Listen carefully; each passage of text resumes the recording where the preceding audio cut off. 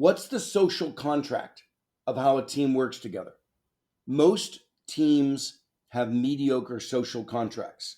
I use social contract in place of the word culture because I want you to think about the contract among people, which is really the culture.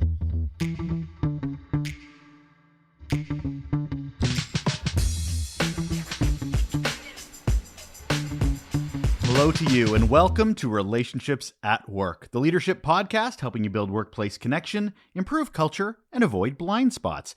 I'm Russel Lolacher. I am the host of the show. I am a communications and leadership expert with a couple of decades under my belt in both those areas and a whole heap of curiosity, just like you, that's why you're here, on how we can make the workplace a better place. And it's all about that, right? It's not only ourselves, but our teams, and of course, modeling the behavior for the entire organization. Culture. We're talking culture. Amazing guest I have once again today. Been pretty lucky these 350 plus episodes. I'm going to say banger after banger after banger, but that makes me sound way younger than I actually am. So phenomenal insights. And this one's going to be no different because it poses the question a bit around leadership. Is it too singular? Is that the lens that we're looking at? Because you've probably heard this, and I've heard this a lot. Leadership is lonely. Leadership is tough because you're all by yourself during these really tough interactions or challenges, or you have to keep everything at arm's length kind of thing. Well, maybe that needs to be challenged a little bit. Maybe, question mark. Well, my guest today, he's going to get into this where he talks about leadership, but moving it into something called Teamship. I'm a big fan of the teams. I'm a huge fan of working together, collaboration, and maybe that's a lens, an angle shift, a different way of approaching it.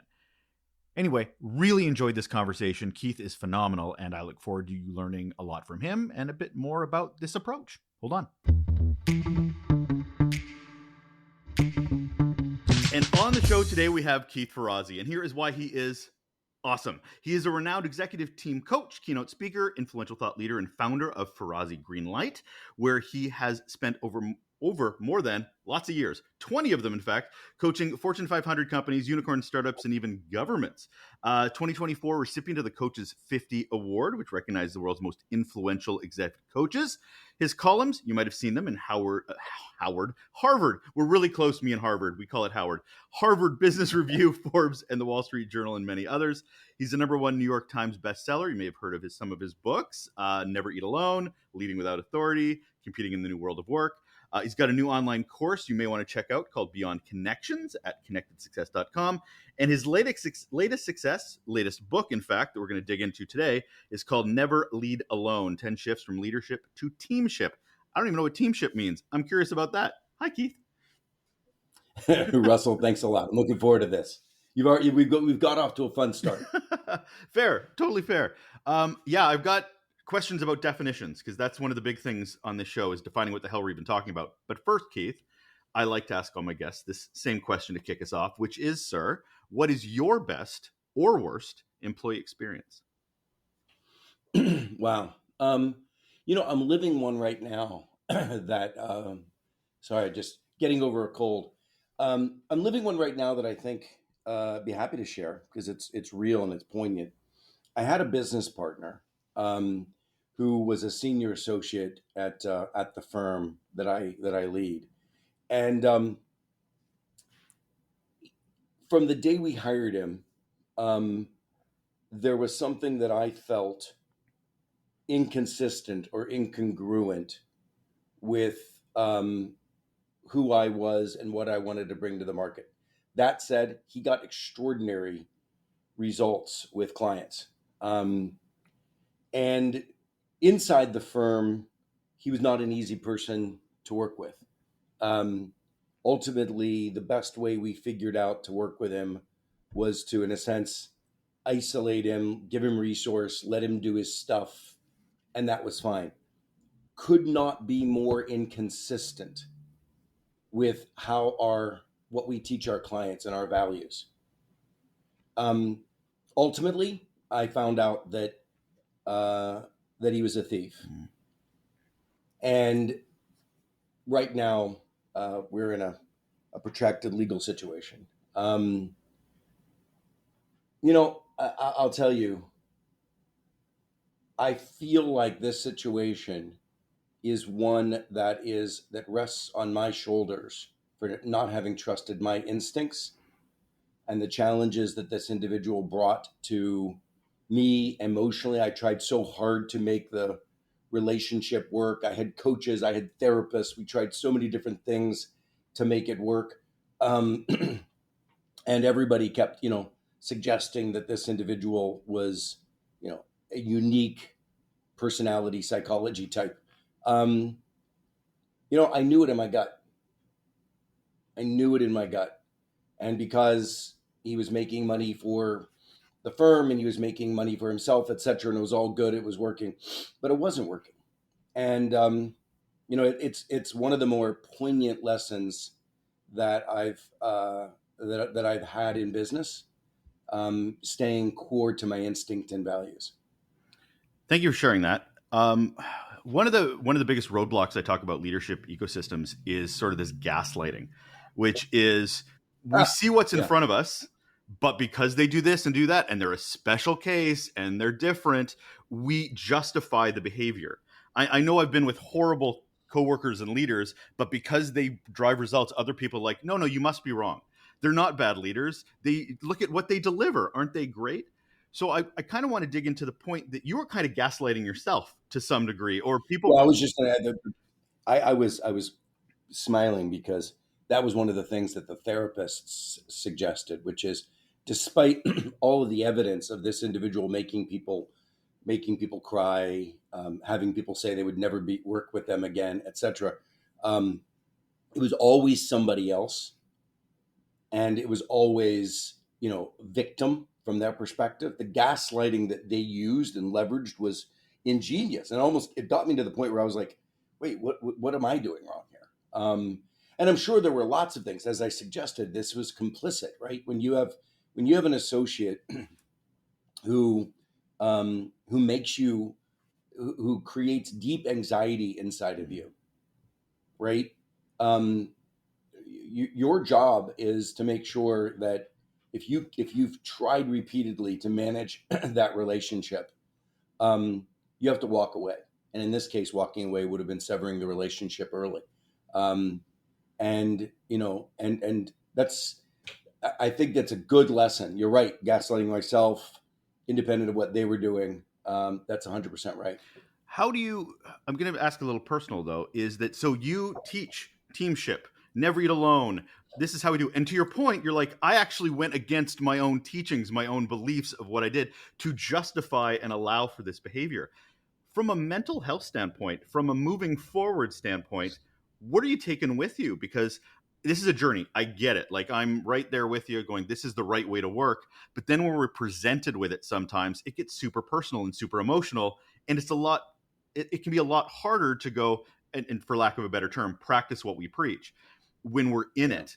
What are you carrying with you out of this experience?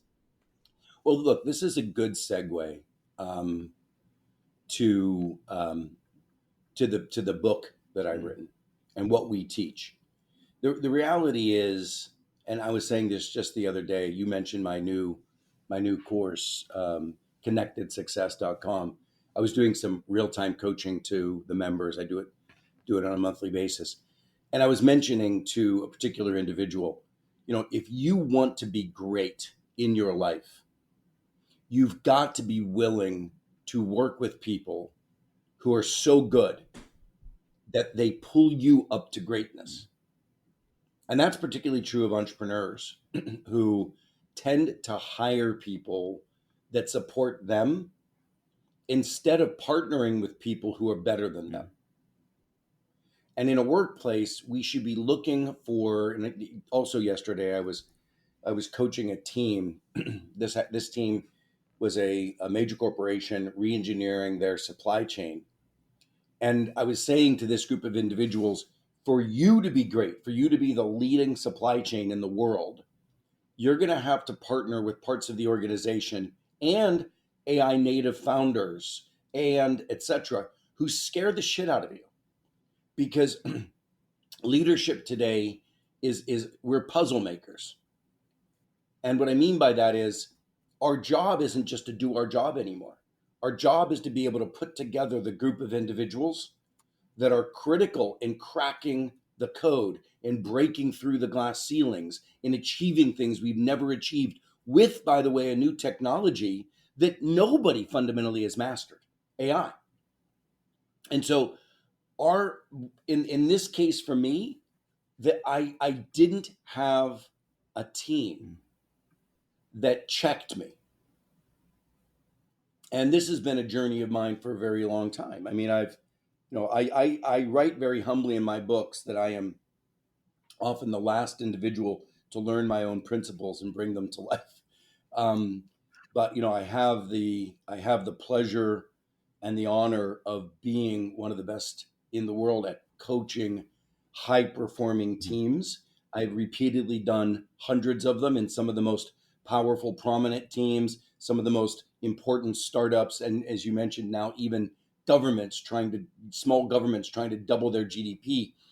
And I see the cycles, and often I am blind to see the cycles in myself. So how does one do that? With your team.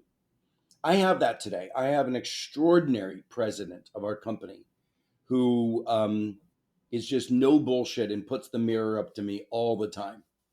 And I know that he cares deeply about our mission, and he cares deeply about me. And we are what I call co-elevating partners. Co-elevation is a term that I created because collaboration isn't enough. We need to, in the process of working together, we need to be pushing each other higher. That principle of co-elevation. I have been in marriages that weren't that. I'm in one that is that today. Um, and we all have to we all have to make the assumption that every damn relationship of our life needs to be co-elevating. And that's a personal choice. And that's hard work. And how many studies are out there that demonstrate the further you get up the quote unquote ladder of an organization, the more and more you're pushed away from those you can trust around you, that you self isolate almost as the higher you get up in an organization. Tons of studies that even demonstrate sociopathic behavior of leaders because they're being rewarded for delivery, not for being leaders. So they're actually pushing themselves further and further away from that team scenario you're talking about. There's nothing that saddens me more than when people say being at the top is so alone. That's a personal choice. That is a personal choice. It's interesting. I wrote my early work around high performing teams right after the book Never Eat Alone. Studied small groups that wouldn't let each other fail. I studied AA. I studied Weight Watchers groups. I studied YPO forums. And what I found, interestingly enough, is people who fundamentally transform their own lives in a YPO forum weren't the ones who were bringing that back into how they treated their teams. And it's like, it's such a choice. We should be, as I mentioned, every critical relationship, personal or professional, should set a new standard. And I call it a co-elevation standard. And it really is, it's a standard of intimacy, generosity, candor, and accountability. It's a standard at the performance level, butt kicking accountability, hold each other accountable, right? High degrees of candor and transparency, all on the table in the room, not meeting after the meeting, back channel, conflict avoidance. Those two attributes are the performance attributes. But to lead with a sense of generosity, of service to each other and to the mission, and to lead with intimacy and vulnerability, so that we're coming to the table with humility and openness. Those principles are defining of a high performing team. And we need to set that standard for all critical relationships of our life. You're using all the right words, Keith. Like, don't get me wrong. Like, I agree with all those words. My challenge in any organization is that a lot of leadership will have their own definitions of what those words mean. And they will cater it to what works for them rather than what might work for the organization. I'll give you an example. How often is responsibility confused with accountability? I've talked to many leaders and they're like, well, I'm responsible for this. I'm like, yeah, that's your job description. Accountable is if things go right or wrong and how you own it and how you tweak it to not do it again. But there's a lot of that confusion with responsibility. Think it's interchangeably. How do you Yeah. work with Look, teams that sort of like, no, these are the guardrails. These are what they actually mean to define them. yeah. I was actually looking to see if I could grab a slide to show your folks, but um, look, I think I said this yesterday in front of this company, the top 100 leaders of this business. I'm going to say something really bombastic, and it'll piss off a lot of people. Go. I don't believe in bullshit culture conversations. I find words vacuous, and despite the fact that I have a significant part of my business that makes a living out of creating these clever words and posturing them, I don't actually believe that you make a difference in organization with words. I believe you make a difference in organization through practices and process. And let me explain what I mean by that. And I'll tell you a little story. I grew up in a very poor town of Pittsburgh, Pennsylvania, Latrobe actually, during the crash of the steel industry. And what crashed the US steel industry was the arrogance of American steel management versus the Japanese that had actually taken American principles of manufacturing, total quality management, Six Sigma, continuous improvement, brought it to the Japanese and used American principles, academic principles of Deming, et cetera, used those to turn around and create better, high quality, lower price steel. And if you think about that, the transformation of culture change came through process and practice. The process and practice of Six Sigma changes culture of a manufacturing organization from top down to bottom up, from empowered teams to empowered teams from hierarchy. And it was process and practice that changed. Same thing happened in the early 2000s with Agile. We needed more software. We created engineers created process and practice change to be able to get greater software throughput through the adoption of Agile. Now, here we are today in a brand new world. We've been in a brand new world for quite some time, but it's a new world with AI. And yet we still work in meetings the same way we did in an industrial era as the mechanism of our collaboration. We've had the Google software and the collaboration stack and the Teams rooms for a long time. But if there's a problem, we still throw people into a meeting where only 4 out of 12 people are heard. Now, if we collaborate asynchronously before meetings, you have an increased. I just got an award in London called Thinkers 50. Mm-hmm. I was honored to be inducted with people like Amy Edmondson and others of the top 50 thought leaders of the year, and I sat with her on a panel. And this is the woman that iconically created psychological safety. And I was able to give her some research that our research institute created.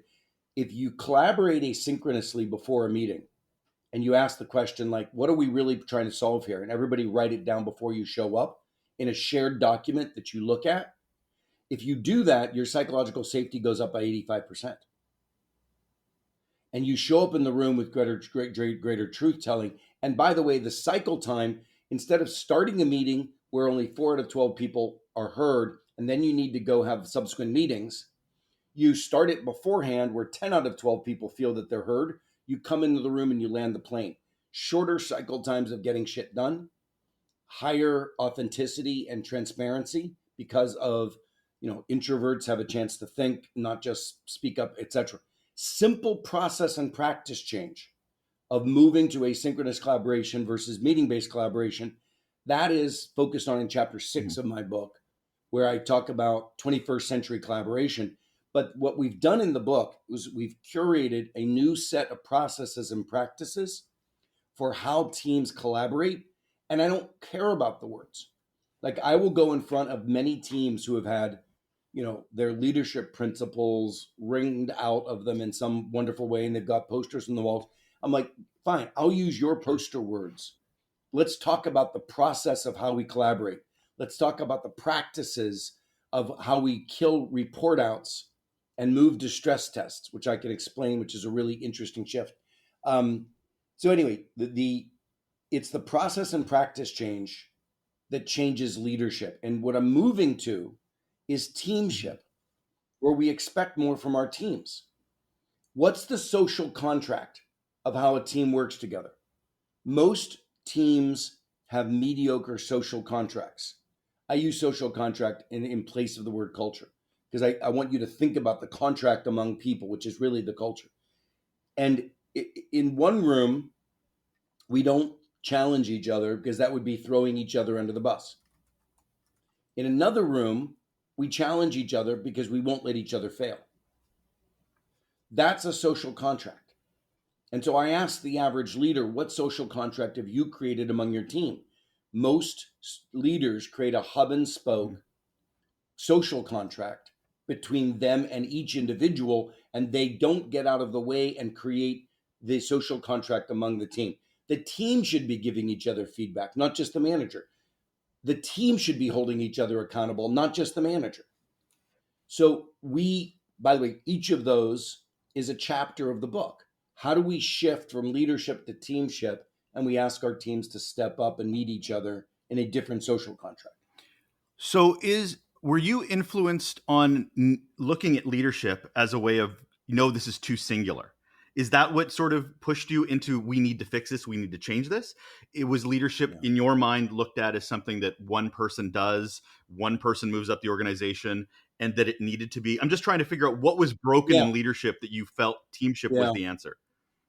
So I didn't come at it I have never come at things from an HR perspective. So if you were use the word leadership or teamship, one would presume that I was coming at the world from the perspective of being an architect of human behaviors or relationships. That's not what I was trying to. So I wrote Never Eat Alone, which, mind you, that book, I never thought of that book as a networking book.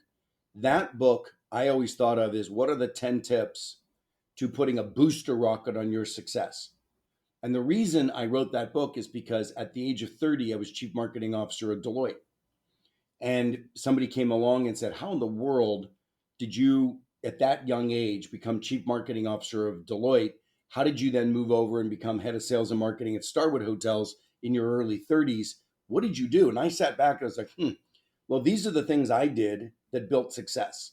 So, and I wrote a book on the practices of making success happen. Now, through relationships, but that wasn't the point. Right. Then what I did with Never Lead Alone, the new book, and the principle of teamship, I decided to start my own business 20 years ago because I saw how the behaviors at Deloitte allowed us to thrive and succeed. We were the lowest of the big 8 in the 90s, and we have now achieved parity with the Accentures of the world and McKinsey's, et cetera. And I saw the climb of that at Deloitte with a band of brothers and sisters taking hills together. Over at Starwood, we were notoriously siloed, evisceratingly competitive. It was not a good set of behaviors among the team. Fear-based culture, and we ended up having to sell below industry multiples to Marriott, our biggest competitor. So I recognized that there was a big difference, and I wanted to look at the practices. So when I started the business, I was invited into. I had earlier in my career, I had been invited to apply to a job at this startup in Seattle, focused on selling books.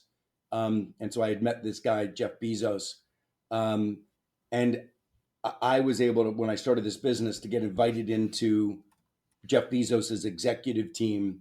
I happened to be giving a speech at Harvard Business School, and it was in parallel with Jamie Dimon. And I had ultimately was invited and have a conversation about how Jamie Dimon's team navigated the rough waters of the financial crisis in 2008.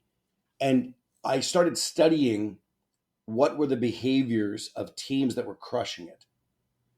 And what I saw were very different practices than an average team that I would go into. And I would start to extract practices. So one of them is this thing called a report out versus a stress test. What I noticed in a lot of mediocre teams from companies that were mediocre performers in their industry segment, is they would give these report outs. And the dynamic would be something like somebody goes through a 20-page deck for a half of an hour. Half the people in the room are checked out looking at their phones. And at the end of it, the executive and the who is reporting and the CEO would have some conversation. Maybe one other person would chime in, and then they go on to the next report out. And that was pretty standard.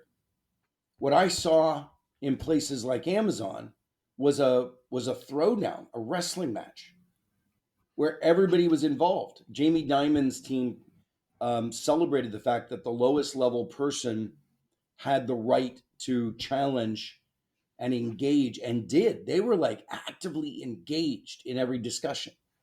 And so I was like, wow, that's really interesting. So I designed something that I had witnessed. I called it a stress test. So instead of a report out, this is in chapter 3 of the new book, Never Lead Alone. Instead of a report out, the next time somebody is supposed to update the team on something, do a stress test. The person shows up with a very short presentation, no more than 3 pages, ideally 1. And what it says on it is, here's what I've achieved, here's where I'm struggling, and here's where I'm going next. Putting on the page, here's where I'm struggling, that was the other thing Alan Mulally of Ford taught me, which was most people show up in presentations with all green lights. They don't show their red lights, and teams aren't celebrated for showing what's wrong. So you have to force individuals to celebrate where they're struggling, because what you're doing is you have an open invitation for the team to help you problem solve. Then when the presentation's done, everybody in the room goes into discussions of 2. Well, if you're sitting in the room, you turn to the person next to you, you open a Google Doc, and in that Google Doc, there's 3 columns. What is this person missing? Write it down. Like, what risk are they not seeing, etc. What idea could benefit them? Write it down. What innovation or idea? And the third column, where might you help? Now, what we just did is what I saw in the Amazons and the Jamie Dimons, JP Morgans. What I saw there, I've just assigned to your team. You want a challenge culture. Some people have naturally, they have bred an engaged group of individuals that challenge each other. If you don't have that, assign it. So now when someone's listening to the report out, they know that as soon as we're done, they're going to have to write down, what's this person missing? What idea do you have? Where could you help? There's no phones open anymore. Right? So what I've done is I've just created a process or a practice, which fundamentally, you could use your words, change culture. Right? And that simple shift, the average team has a candor level of 2.4. Interestingly enough, I'm starting to see those numbers oddly go down now to 1.9. I think what's happened is, we've moved from the great resignation to the great preservation. People are now fearful of keeping their jobs, so they're becoming less psychologically safe, less challenging, etc. So we're down low in the candor score. But if you do regular stress tests over a 6-month period, I can get that number into the high 3s and low 4s. So process and practice change fundamentally transform the social contract and transform behaviors, and then ultimately transform outcomes. So I love that idea. I think I'm immediately thinking about how I can put that into practice for a lot of things that I'm doing right now. So what I'm super curious about, though, is we talk about meetings, traditional meetings, we got to stop doing that. But the push has always now been, we just need quicker meetings. We'll do stand-ups. They'll be 15 minutes. To your point that this is what I'm working on, no blockers, moving on. It's almost an exercise in how quickly can you talk and get out of the room. You're talking about something that could take 2 hours. If it's depending on the team, depending on what they're talking about. Is it a matter of, it's not that we need less meetings or more meetings, we just need more valuable meetings. We just need meetings that actually matter. So one of the things I just talked about isn't a meeting at all. It's Okay. asynchronous. So this could be done over So Teams. This could be done. It doesn't need to be set in yeah, a so calendar. what you do is you send out a video of 5 minutes that says, here's what I've done, here's where I'm struggling, here's where I'm going. And then each individual, now they don't have the benefit of being in groups of two corroborating, but each individual can then write, here's what you're missing, here's an idea for you, here's call me if on this if I can help. So the 3M did morning agile stand-ups, and they're a global organization, so they had to get people at ungodly times, like 9 o'clock in the evening in Asia, 5 o'clock in the morning in California, whatever. It's like they had to get these people together in an ungodly time to do a stand-up every day. And they looked at this work, our research, and they said, well, wait a second, maybe we could do that once a week, but why don't we replace the stand-up with an asynchronous stand-up? Why doesn't the person show up, have a 5 minute video, and anybody, anytime during your normal day can watch it and respond? Right. So to me, it's about I've been in plenty of stand-ups where somebody shows up and gives their agile stand-up, but nobody gives any commentary. Even though they might have it psychologically in their heads, they don't have the psychological safety to challenge each other in that stand-up. So again, it's to me, it's about how do you transform collaboration to be more effective, faster, higher degrees of a challenge culture. The challenge culture is what will change your business. Now you can do it like Ray Dalio does, who wrote the book Principles, and they are a very difficult culture. A lot of people don't want to go work at Bridgewater. So you can do it off of that, or you can do it like Elf Beauty does, where Tarang, the CEO there, has created a culture of love where we won't let each other fail. Both of them have a challenge culture. One is based on relationships. The other one just is based on being right and getting it right. So I have a model that I use in the book where the challenge culture is in the center, and it's the most important. It's the meat of the behaviors and practices, chapter 3 in that book, chapter 6. But at the bottom, you have a relationship layer, which is the foundation upon which you won't let each other fail. We'll be a challenge culture because we care. And there's a series of chapters about having shared resilience, in creating bonding, creating celebration. And at the top layer, it's how do we learn to collaborate in a 21st century fashion, like the kids graduating from Stanford, using tools and software to collaborate, not just throwing everybody into a boring meeting that doesn't work. I'm looking at all these things. I'm like, action is everything. Like you can talk to your blow in the face, but I actually even have it in my office that says action is the start. Like nothing starts until action actually is underway, whether it's processes, whether it's even conversations can be an action. However, I hear that and I see that, but there's a lot of leaders that have no self-awareness, no understanding of the existing social contracts they have with their team. And I worry that they're listening to you or they're reading your book and like, I'm doing this tomorrow, with no concept that they have no psychological safety with their team or well, any the book relationship. talks about that. You build it sequentially. Yeah. Where do you start? So it's an intertwined DNA strand. It's not just start here, finish here, then go to here.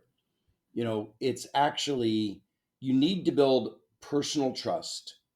You need to build professional trust, and they work interdependently. So for instance, if it's a cynical team that has not had strong relationships, and that relationship stuff feels a little fuzzy, then I always I always start with the stress test. Mm-hmm.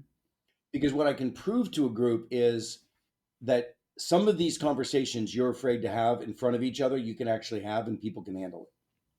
We fantasize that our peers can't handle the truth. What's that? Was that movie? You can't handle the truth. Few Good Men. And Few Good Men. But the reality is people can. I was working with one company recently where the the CFO in most I interview all when I work with a team, I go around and I interview all the executives. I ask a few important questions. One question I ask is what are the conversations we should be having in the room that we're not having? Such a powerful question. And everybody has an answer. Everybody has an answer. And for God's sakes, why aren't we having those questions? Everybody has an answer, including the CEO often has an answer. In this particular place, one of the problems was our CFO is curtailing our growth pace because they've got a chokehold on investment. They're too conservative. And and I thought, okay, that's interesting. So I went around and everybody was feeling that, including the CEO. Now, this is a publicly traded company. So this happens a lot, by the way. There's a lot of organizations that point to finance and the process and practice and mechanisms of finance as being what's controlling growth. Now, if you go and talk to finance, they think that they're saving your ass from, from being stupid. And so I went to finance and I said, "Hey, just out of curiosity, what do you think your peers are saying about finance?" And this particular CFO laid it right out. They're saying this, they're saying this, they're saying this. I was like, yeah, you know what? That sounds familiar. Why aren't we having this conversation in the room? And the CFO said, we should. And I said, great, let's do it. I went back to the CEO and I said, okay, we can have this conversation. The CFO would like to have it. And there was this sense of relief. And we had the conversation and they got to a really better empathetic place because they both better understood and they started collaborating and working through some solutions that got to a better place. And it's shocking. This happens all the time on teams. There are these unspoken things that sometimes it's leader focused, sometimes it's one particular member of the team focused, etc. My job is the easiest damn job in the world. Like I get heralded as being a savior of major corporations who are turning around because of the work that my organization and I do, and it's not tough. It's sitting right there on the surface, but part of it is, this is in chapter 6 as well. Every team could do an anonymous survey. What are the most important questions we should be asking that we're not asking? And then put those on the table and look at them as a team transparently. And then if you're a decent leader, this is the problem. Many leaders are the reason that teams are mediocre because they're afraid of those tough conversations. At this one company, the CEO was afraid of the CFO conversation. So that if the anonymous poll had been done, the CFO might not have had the courage to choose that topic. Now, as an outside coach, I'm able to come in and get them to the realization that they can hold the safe space to do it. And then we have it and they're like, holy shit, this is amazing. So it's like what I do sometimes, it's just, I come in and I do a chiropractic adjustment to the team and all of a sudden, holy cow, I can walk now. But you can still do a better job of it. If you're a leader and willing to have a little bit of courage and transparency and humility, you can make a long movement just using the book as a roadmap for how you start inviting teamship into your team. How do you know it's working, Keith? Because there would be a lot of people that will do the checkbox outcomes, straight up outcomes. Well, look, there's two things. I can tell you, as I said earlier, I can move any team from a conflict avoidant, candor levels between 1 and 2 on a scale of 0 to 5. I can move that in less than 6 months, guaranteed, into a team that has level 3, level 4 candor. I can promise you I can do that. So I can measure it by behaviors. And then most importantly, this process and practice, there was a major automotive manufacturer that went into bankruptcy during the financial crisis and used this strategy to pull itself through paying off the government funding, etc. And when it came out, the CFO was the first one that said, you know what, of all the things we did, and we did a lot of things, this was one of the most important reasons we got out of bankruptcy. In the same side, I'm working with right now a very well-known brand company that was taken into private equity And it needs to massively modernize, or it's going to have its breakfast eaten. And we're in the process of going public within a year, in order by virtue of this process and practice changes. So it's all about results. And but in the meantime, I can give you predictive metrics, which is the diagnostics that we use.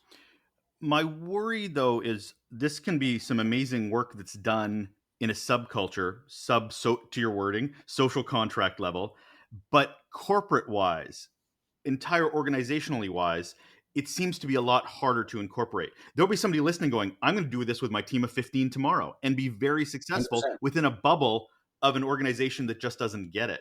How do you connect the Yeah. tissue for that? Most of my work does start at the executive team level.